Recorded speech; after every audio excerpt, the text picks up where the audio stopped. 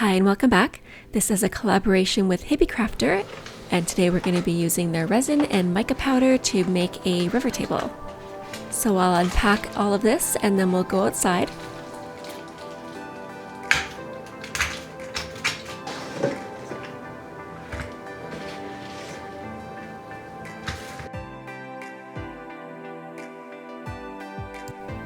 This is the piece of wood that we're going to be turning into the river table, and hope you enjoy the process.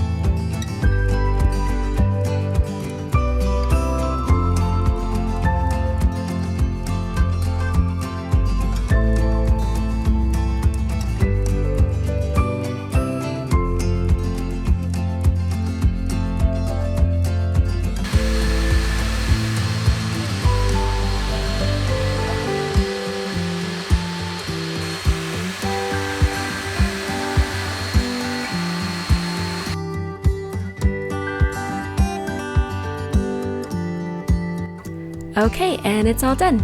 So we hope this video helps you out to decide whether you want to make a river table and what resin to use. And if you like our content, please like and subscribe. Thanks for watching. Have a great day, everyone.